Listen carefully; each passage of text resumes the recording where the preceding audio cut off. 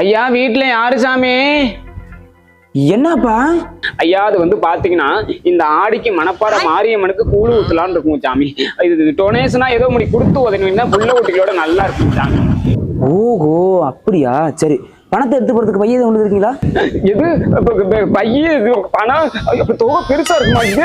ஐயா நீங்க ஒண்ணு கவலைப்படாதீங்க, இப்ப கையோட காய்கனி வாங்கிட்டு போடலாம் சொல்லி கட்ட பைய கையில பிடிச்சிட்டு வந்து பாருங்க. சரி சரி.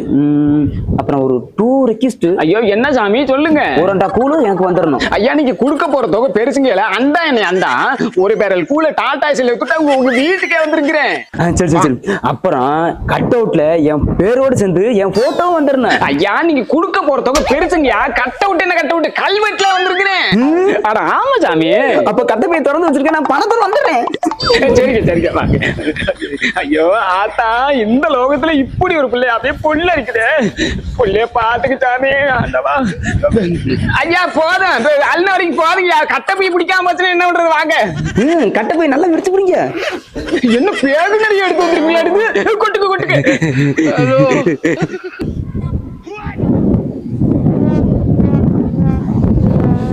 என்னது பணம்? இந்த 10 ரூபாய்க்கு அப்படி பந்தா பண்ணிட்டு இருந்தேன். அதுவும் கூட இருக்குண்டா. அந்த நோட்டு என்னடா ஏதோ காத்திருந்து கரையாமுத்துல கைய விட்டு எடுத்து வந்த மாதிரி இருக்கு. சரி இதை வச்சு ஆகிற வழியை பாருங்க. எப்படி எப்படி எப்படி இந்த கரையாந்தின்ன 10 ரூபாய்க்கு ஒரு பேரல் கூழு, அப்புறம் கல்வெட்டுல வேற பேர் எழுதணும்.